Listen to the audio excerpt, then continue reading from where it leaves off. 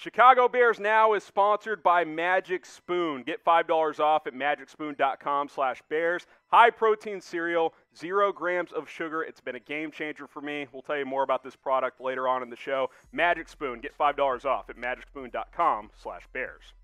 Let's get into our Bears rumors roundup. Justin Fields, is he a top 5 backup quarterback in the NFL? Let me know what you guys think while we talk about it. Two smoking Jays on this one. Kind of a weird topic to discuss because the kid hasn't played a down of football yet. CBS Sports, Cody Benjamin specifically, ranked all 32 backup quarterbacks from 32 to 1, and they had Justin Fields as the second best backup in the NFL behind only Trey Lance, another rookie, which I found very, very interesting. Obviously, they view both those guys as, starters in the near future, which is probably why they ranked them highly. But also, we haven't really seen these guys play at all in the NFL. So, two smoking Jays because I simply just don't know because we haven't watched Justin Fields play yet. These are the top 5 guys from 5 to 1. Case Keenum, he's a great backup. He's been around, as has Jacoby Brissett with the Dolphins. Teddy Bridgewater with the Broncos. Look out, Drew Lock. He could start. He could take over in Denver at some point. And then Justin Fields and Trey Lance is the top 2 backups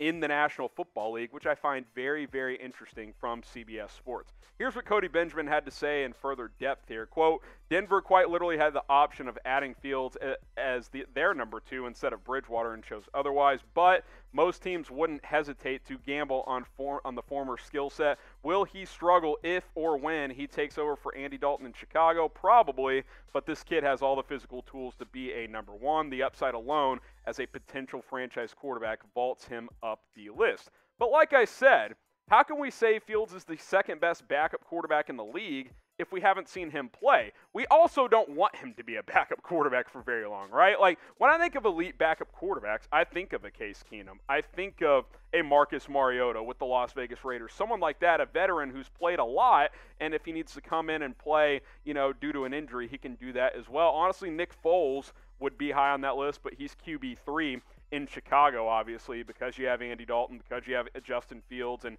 Nagy has made it clear that Foles is QB3. But obviously, Fields is the future. If he's a high-level backup, hopefully that means he's a high-level starter as well. So hopefully we see him sooner rather than later. Obviously, Dalton is penciled in as the starter as of now. I think he'll likely start the season as the starter. He definitely enters training camp in the preseason as QB1 for the Chicago Bears, and that won't change barring a major development early on, either in the preseason or in the regular season due to an injury or due to just bad play from Andy Dalton. Who should start? Let me know what you guys think down in the comments. AD for Andy Dalton. You can type JF for Justin Fields. Get your votes in on this one. Who should be the Chicago Bears starting quarterback this upcoming season? AD for Dalton or JF for Justin Fields? Now, we told you about Magic Spoon at the top of today's video, and hey, get $5 off with the link below, magicspoon.com/bears. If you don't know what Magic Spoon is, it's high-protein cereal that has 0 grams of sugar. This stuff is awesome. Tons of different flavors are available. I personally like the peanut butter, but if you like cocoa, if you like frosty, whatever your favorite is, they will likely have it. 13 grams of protein, 0 grams of sugar, only 4 grams of net carbs. This is childlike cereal for adults because it tastes better than the cereal you guys probably ate as kids, and you guys can have it right now. Again, I love the peanut butter, but there's a ton of different flavors available. magicspoon.com/bears. And if you're looking to shed some weight like me, this is the perfect cereal for you because it replaces those brands you've known your whole life, and they taste even better, and they're much better for you. $5 off, magicspoon.com/bears. You can also click on the link in the live chat or in the comments or description.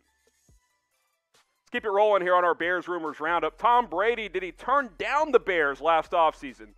Yeah, 4 smoking Jays. I think it's somewhat unclear how much interest the Bears had in him, but I'll give this one 4 smoking Jays on today's show. Let's talk a little Tom Brady here on Bears Now by Chat Sports. Did he turn down the Chicago Bears last offseason?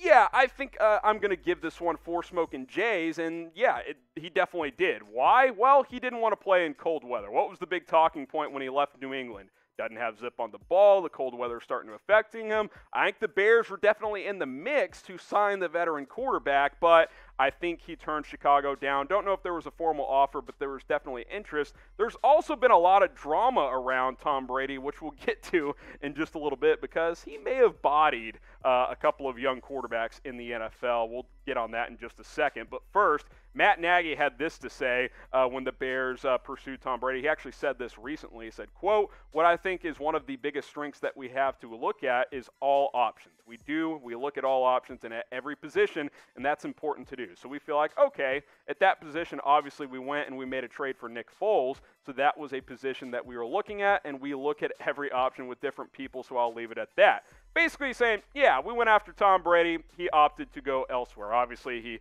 has a magical season with the Tampa Bay Buccaneers. They win the Super Bowl, and the rest is history for the now 44-year-old Tom Brady. And the reason I'm tying this back to the Bears is because someone threw out on Twitter, I think Adam Rink was like, oh, if the Bears had a dome field, they could have gotten Tom Brady. At the end of the day, Brady wanted warm weather. That's why he was looking at teams on the West Coast. That's why he was looking at teams like the Tampa Bay Buccaneers, who he ultimately ended up signing with, and was a good decision for him at the end of the day. But he also recently hopped on the show produced by LeBron James, The Shop, on HBO, and this was the quote. I found this very, very interesting. One of the teams, they weren't interested at the very end. I was thinking, quote, "You sticking with that mother bleeper?" Close quote from Tom Brady. So basically, Tom Brady bodied somebody on this show, basically saying, you know, the Bears, you're sticking with Mitch Trubisky. The Raiders are sticking with Derek Carr. Are you kidding me? Again, I don't think he's talking about Trubisky and the Bears because he wanted to play in a warm weather climate, but I wanted to include him on a possible list here. I think it's one of these four guys, and really I think it's one of the top three here. Who did Tom Brady body with this quote? Number one, Jimmy Garoppolo. Used to play with him in New England, missed the big throw in the Super Bowl, probably feels like they would have won the Super Bowl with Tom Brady if he was their quarterback. Ryan Tannehill with the Titans was coming off a good year, but hadn't really proven that he could do it again. Obviously, he did do it last year. Derek Carr might have been the guy, too. Like, y'all are bowing out from signing me? Y'all going to stick with Derek Carr? Are you serious? That could have been what Tom Brady's mindset was as well. I threw Trubisky in there, but I think he's kind of a distant fourth here just due to the cold weather. So you guys answer for me. I threw out my theories. I think it's Garoppolo or Carr. Let me know what you guys are thinking. Who did Tom Brady body with that quote when he said, y'all are sticking with this guy? Type J for Jimmy Garoppolo. Type R for Ryan Tannehill. Type D for Derek Carr, or you can type M for Mitchell Trubisky. I think it's Garoppolo or Carr. Let me know what you guys think down below. Get subscribed to Chicago Bears Now. You see the link below. It's youtube.com/Bears Now. We always have friendly competition here at Chat Sports. The Cowboys Report, the Raiders Report, those were our two OG NFL team channels here at Chat Sports, and they've taken off, deservedly so, because Tom and Mitch have done a great job. Cowboys closing in on 100,000 subscribers. Raiders almost at 80,000. The 49ers Report, which Chase Sr. took over recently, is at 36K. We're fourth in the pecking order. We feel good about where we're at, but we want to keep moving up, almost at 28,500 subscribers. Healthy lead on Seattle Seahawks today. Get subscribed if you love the Chicago Bears. We cover the latest news, rumors, and a whole lot more around your Chicago Bears. So hit that big red button and subscribe. Is Marquise Goodwin a player to watch at Chicago Bears training camp? I'll go 3 smoking Jays. I definitely agree with this. It's pretty likely that he's going to be a guy that we should all keep an eye on. Jeff Dickerson of ESPN, who has covered the Bears for a long time, mentioned Goodwin as a guy to watch during training camp because, let's face it, after Darnell Mooney, after Allen Robinson, wide receiver 3 and beyond is up for grabs, and you signed Marquise Goodwin for a reason. You added these other, Damiere Byrd, these other guys for a reason, because competition is great, and competition is the name of the game at wide receiver for Chicago this season. And you look at the depth chart, I think Anthony Miller is your favorite in the slot, but I think Goodwin's in the mix. I think Damiere Byrd wants to be a starter on this football team. Daz Newsome, the rookie out of North Carolina, is a player I'm very high on. Do Riley Ridley or Javon Wims get into the mix? We'll wait and see, but Goodwin is a veteran who has elite speed and apparently had a very good OTAs and minicamp as well. Jeff Dickerson had this to say, quote, on Marquise Goodwin. The 30-year-old veteran signed a one-year deal, only $350K in guaranteed money, but Goodwin still has elite speed. On multiple occasions during Chicago's offseason program, Goodwin took the top off the Bears' defense and hauled in what would have been long touchdown receptions. And that's something Goodwin's been able to do throughout his career, which is why I think he's got a good chance to make this team and have an impact. But again, there's a lot of guys in the mix. Anthony Miller, he's been your wide receiver 3 the past couple of years. Marquise Goodwin, who we've talked about quite a bit here. Daz Newsome, can that collarbone heal in time for training camp? I hope so. Damiere Byrd had a good year with the Patriots last year also. I love the competition the Chicago Bears created at receiver this offseason. Now, the last time we saw Goodwin was in 2019 because he opted out in 2020.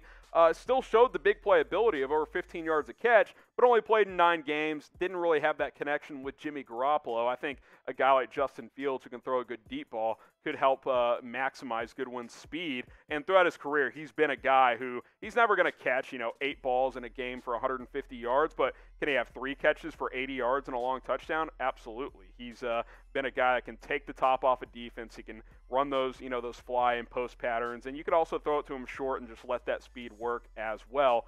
Fascinated to see how a guy like Anthony Miller responds to the Bears signing Marquise Goodwin this offseason. I'm hoping that he responds properly and performs well in the preseason. Daz Newsome's a player to watch out for as well. But I think Marquise Goodwin specifically, that was named from Jeff Dickerson, is a guy worth keeping an eye on for the Chicago Bears. So I'll be very interested to see who emerges out of all these guys. Do a Riley Ridley or Javon Wims say, hey, I'm taking that next step this year as well, and make it even tougher on Matt Nagy and this offensive staff when they put together their depth charts and their final 53-man roster?